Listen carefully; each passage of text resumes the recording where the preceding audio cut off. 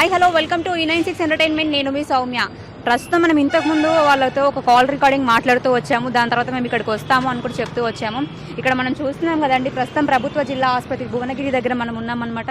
ఇక్కడ వాళ్ళని చూస్తూ వచ్చినట్టు చాలా మంది ఇక్కడ ఉన్నారు, రోధిస్తున్నారు. అసలు ఏం జరిగింది ఏంటి, కుల వివక్ష అయితే ఇంకా మారట్లేదు. దాని గురించి మరి ఇక్కడ చాలా మంది అయితే మా దగ్గర క్యాస్ట్ ఫీలింగ్ ఒకటి ఇంకా ఎక్కువ అయిపోయింది అని చెప్తూ వస్తున్నారనమాట. ఒకసారి వాళ్ళతోనే మాట్లాడి ఏం జరిగిందో ఏంటో కూడా కనుక్కుందాం రండి.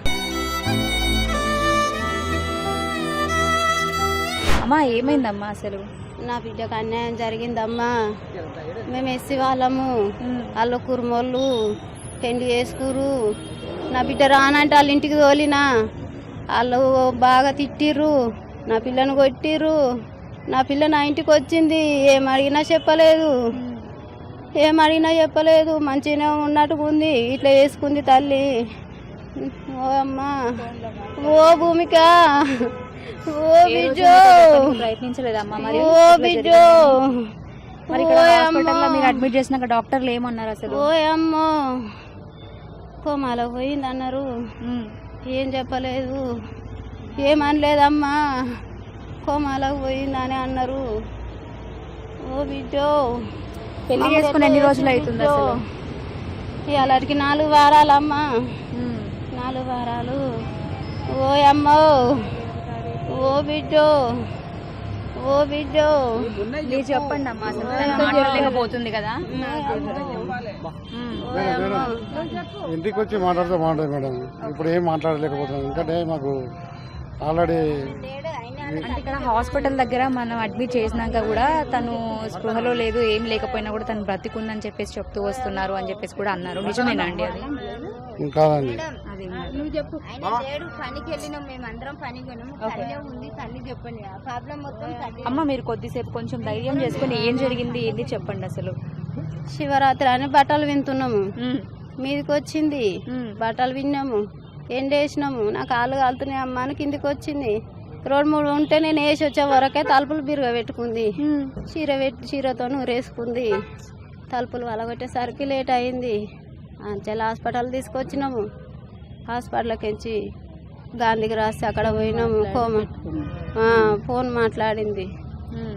మాట్లాడింది పెట్టుకుంది. ఇక నేను ఫోన్ చూడలే కానీ ఇట్లా అయ్యేసరికి నేను పైకున్నా, ఆమె కింది కూరుకొచ్చింది. నేను వచ్చేసరికి తలుపులు పెట్టుకుంది. ఇక ఇట్లా చేసింది తల్లి.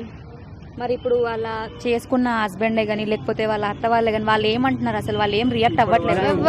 ఎవరు రాలేదు మేడం, ఎవరు రాలేదు ఇంతవరకు. లవ్ మ్యారేజ్ చేసుకునే 4 సమక్షంలో పోలీస్ స్టేషన్ పిలిపించారు. వాళ్ళు పిల్ల తరపున పిల్ల తల్లిదండ్రులను ఎస్ఐ పిలిపిస్తే మేము పోయినాం, పోలీస్ స్టేషన్ పోయినాం. పోలీస్ స్టేషన్ పోయిన తర్వాత ఇద్దరికి కౌన్సిలింగ్ ఇచ్చారు, మాకు వాళ్ళకు. అంటే వేరే క్యాస్ట్, మేము మాదిగ వాళ్ళము, వాళ్ళు కుటుంబం వాళ్ళు. చెప్తే వాళ్ళు ఏమన్నారంటే అబ్బాయి తండ్రి వాళ్ళ కుటుంబంలో మాదిగలను ఎట్లా చేసుకుంటాం, మేము చేసుకోము. ఆ పిల్లని వాళ్ళ ఇంట్లో ఉంచుకుంటాం, మా పిల్లని వాళ్ళ ఇంట్లో పెట్టుకుంటాం వాళ్ళు అన్నారు. ఎస్ఐ సార్ ఏమన్నారంటే అమ్మ వాళ్ళు మేజర్, వాళ్ళు ఆల్రెడీ మేజరు, మనకి ఏమీ చేయలేము, అయిపోయింది. వాళ్ళు ఒకవేళ మనం ఏమైనా అన్నామనుకో వాళ్ళు ఏమైనా చేసుకున్నానికి రెడీ ఉన్నారు, కానీ మనం ఇచ్చిపెట్టేసేయాలి, టైం ఇవ్వాలి. ఆ టైం ప్రకారం అమ్మాయిని తీసుకుపోయి సఖీ కేంద్రంలో వేస్తున్నాడు. అబ్బాయి ఏమన్నాడు, అమ్మాయి ఏడ ఉంటే నేను ఎక్కడనే ఉంటా, రోడ్డు మీద ఉంటే రోడ్డు మీద ఉంటా. అమ్మాయి తీసుకుపోయి సఖీ కేంద్రంలో వేస్తే 3 రోజులు కానీ 4 రోజులు నేను రోడ్డు మీద ఉంటా, రోడ్డు మీద వస్తాను నేను. అమ్మాయి తీసుకొని నేను ఉంటా అని ఇద్దరు, అబ్బాయి ఎట్లా అనేది అమ్మాయి ఎట్లా అనేది. 11 గంటలకు కూర్చుంటే 4 గంటల దాకా కౌన్సిలింగ్, మా పెద్ద మనుషులకు వాళ్ళ పెద్ద మనుషులు అంతా కలిపి. ఇక బాధ భరించలేక ఏమిటంటే ఎస్ఐ సారు రేపు పిల్లలని తల్లిదండ్రులు ఒప్పించిండు. అమ్మ 4 రోజులు అయితే బాగుండేది, ఇక్కడ వీళ్ళకు తెలియక ఇది చేస్తున్నారు.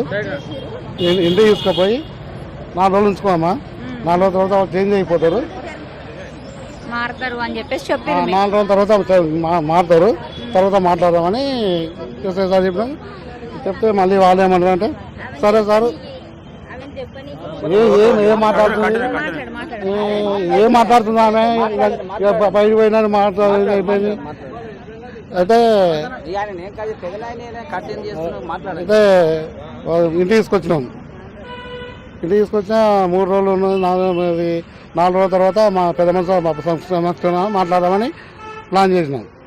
సర్పంచ్ ఊరు పెద్ద మనిషి సర్పంచ్ కదా, సర్పంచ్ చెప్పినట్టు వినాలని వాళ్ళ కుల వాళ్ళను మా కుల వాళ్ళను ఒకతన గ్యాదర్ చేసి మాట్లాడినాం. సో అమ్మ పిల్లల తరఫున వాళ్ళు వేరే ఊరు అమ్మ వాళ్ళది, సర్వపల్లి ఊరు వాళ్ళది.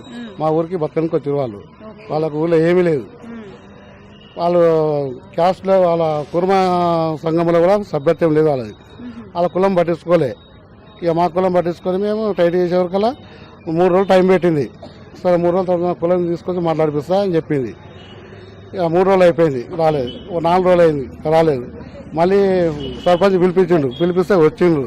వస్తే ఏమైందమ్మా మళ్ళా ఇట్లా పిల్లలు చేసుకున్నారు కరెక్టే, మేము ఆదిగోళము కురుమోళ్ళు, మేము కులపోళ్ళు వస్తలేరు అంటే ఇక వస్తున్న గంట సేపు సరిపోయింది.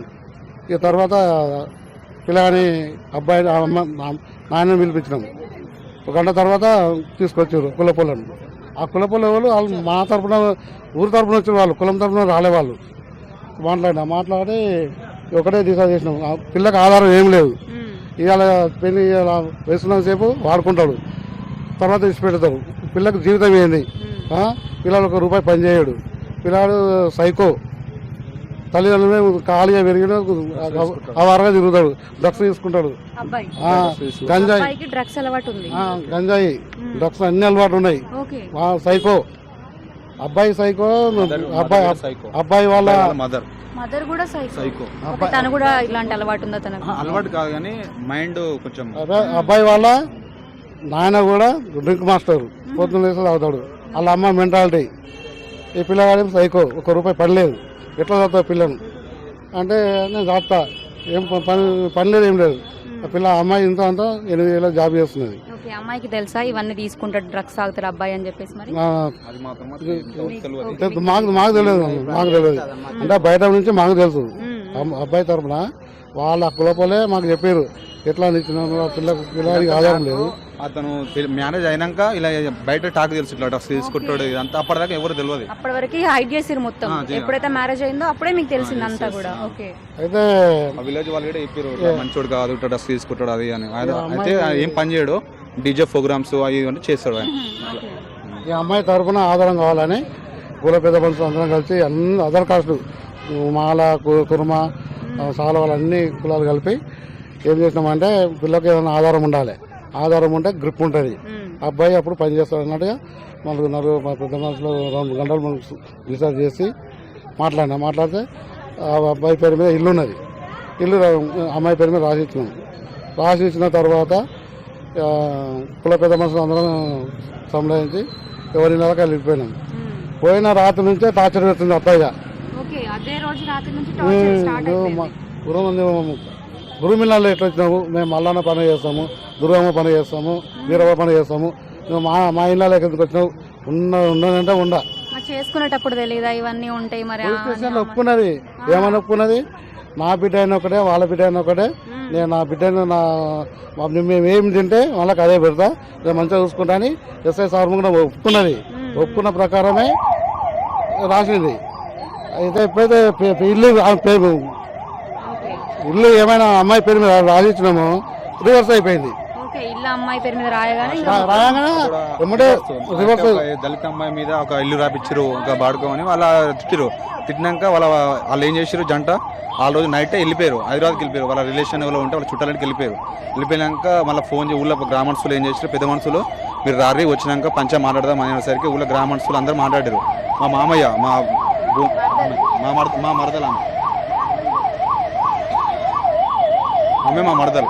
అయితే ఇక ఊళ్ళో గ్రామస్తులు అందరూ ఏం చేశారు, ఇలా పలానా వ్యక్తి మంచోడు కాదని ఊళ్ళో గ్రామస్తులు అందరూ మాట్లాడితే వాళ్ళు రాకుంటే తెల్లారి మా అత్తమ్మ మా పెద్ద వాళ్ళు ఉండి మీరు ఏ నైట్ అన్నా మీరు ఇక్కడికి రారి, ఇక్కడికి వచ్చినాక అసలు పరీక్షారం ఏంది, మీరు ఎందుకు వేయరు, ఎందుకు ఇట్లా అయిందని మొత్తం వాళ్ళు ఫోన్ చేస్తే మార్నింగ్ వాళ్ళు వచ్చారు 12:30 వచ్చారు.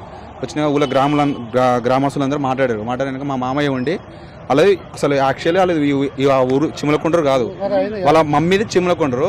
వాళ్ళ మమ్మీ వేరే ఊరు అయితే అక్కడ మంచిగా లేకుండా వాళ్ళ మమ్మీ ఇక్కడ చిమ్మలకొండకు వచ్చారు. అయిపోయినాయి. అయితే ఎప్పుడైతే పేపర్ రాసిచ్చారో ఆ రాత్రి నుంచే టార్చర్ పెట్టి సురువయ్యారు. ఎవరు? అత్త, హస్బెండ్, మామ, మళ్ళా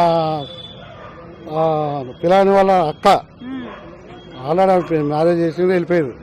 ఆమె నలుగురు వచ్చి పిల్లని టార్చర్ పెట్టారు. ఒకరోజు పోయింది, 2 రోజులు పోయింది, 3 రోజులు. ఇక ఆ బాధ భరించలేక మాకు ఫోన్ చేసింది. మాకు ఫోన్ చేస్తే ఇక మా మరదలు వాళ్ళ అమ్మ పోయి తీసుకొచ్చింది. తీసుకొచ్చిన శుక్రవారం నాడు, పోయిన శుక్రవారం నాడు తీసుకొచ్చింది. శుక్రవారం నాడు మంచిగానే ఉన్నది.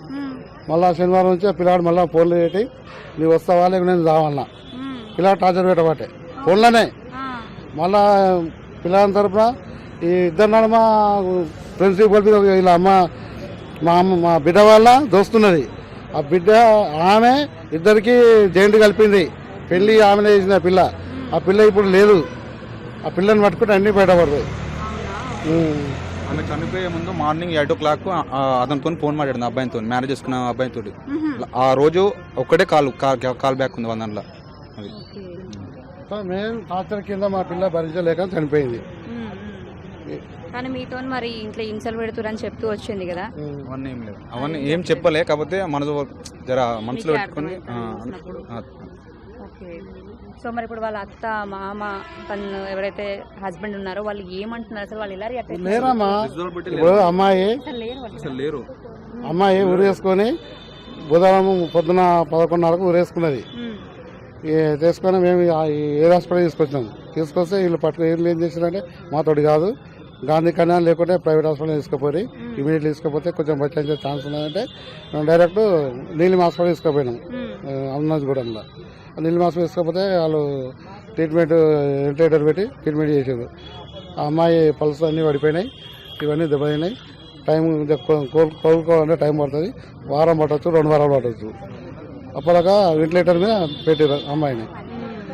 పోయి 1 రోజు అయింది, 2 రోజులు, 3 రోజులు అయింది. అబ్బాయి నుంచి ఏమి రెస్పాన్సిబుల్, ఏమి ఫోన్ లేదు, వచ్చే సూచనలు లేదు. వాళ్ళు రాకుండా ఆ కులపులు కూడా ఎవరు రాలేదు, కుర్మ కులం అది వదిలేసినట్టు అయిపోయింది. ఇక మాకు బాగా భరించలేక ఇప్పటికే మేము గరీబ్ వాళ్ళం. మేము రూపాయలు లేక మేము ఇక చాలని గాంధీ తీసుకుపోదామని డిసైడ్ అయినాం. అంతనే ఇక అమ్మాయి వాళ్ళ పొద్దున పోయినాం. పోతే ఏం పల్స్ ఏం కొట్టుకుంటలేదు. సరే బతికేనేమో బతికిస్తాం, లేకుంటే ఇంటికి తీసుకొస్తాను, ఇంటికి తీసుకొచ్చింది. నా పేరు కంచనపల్లి నరసింహరావు, జిల్లా SC/ST విజిలెన్స్ మెంబర్. ఒక దళిత అమ్మాయికి మబ్బ పెట్టి మన కుర్మగొల్ల కులం నుంచి ఒక దళిత అమ్మాయిని, ఒక పేదింటి అమ్మాయిని నిరంతరం కాయ కష్టం చేసుకున్న తల్లిదండ్రులను మబ్బ పెట్టి అమ్మాయిని చాలా ప్రభావాలకు గురి చేసి ఇలా ఒక దళిత బిడ్డను అన్యాయంగా ఇలా ప్రాణం తీసిరమ్మా. ఆ అమ్మాయికి చాలా తగినట్టు చట్టపరమైన శిక్ష పడాలి.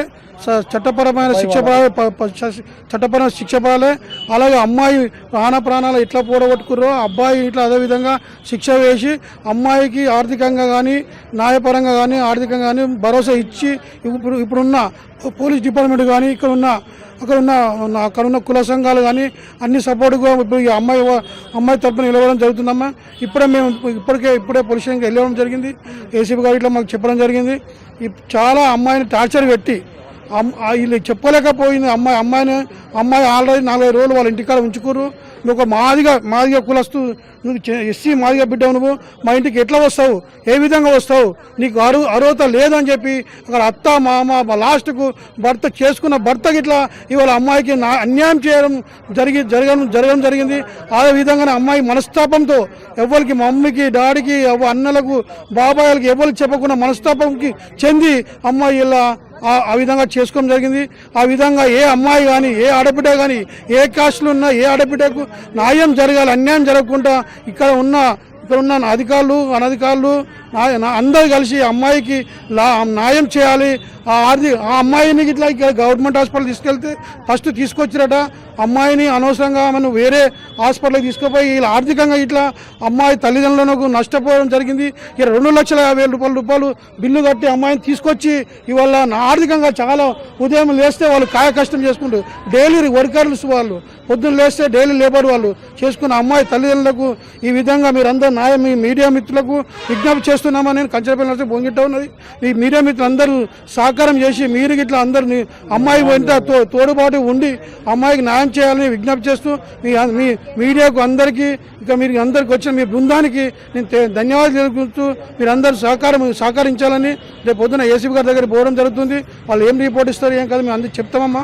మళ్ళీ రేపు పొద్దున మీరు ఆ విలేజ్కి వెళ్ళి మీరు సరైన సమాచారం తీసుకోండి. అక్కడ సర్పంచ్ గారు ఇట్లా ఉంటారు, అక్కడ కులం అన్ని క్యాస్టులు ఉంటారు. అక్కడ అందరి సమాచారం తీసుకుని అమ్మాయికి న్యాయం చేయాలని విజ్ఞప్తి చేస్తూ మీరందరూ సహకరించాలని నేను మా SC/ST విజిలెన్స్ మెంబర్గా టౌన్ SSL టౌన్ ప్రెసిడెంట్గా BRS ఖండిస్తూ ఇది చాలా ఏ ఆడబిడ్డకు మళ్ళీసారి జరగవద్దు. ఏ ఆడబిడ్డకు జరగవద్దు. ఏ కులం ఏ క్యాస్ట్లో ఆడబిడ్డనే ప్రాణం పోతే రాదు.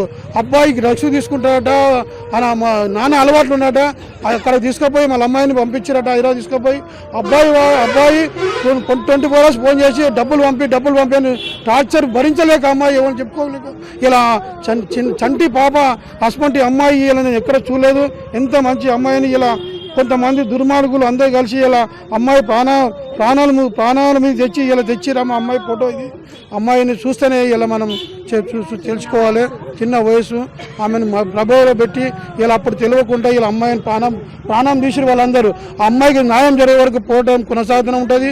మాకు ప్రజా సంఘాలు కానీ దళిత సంఘాలు అన్నీ వస్తాయి.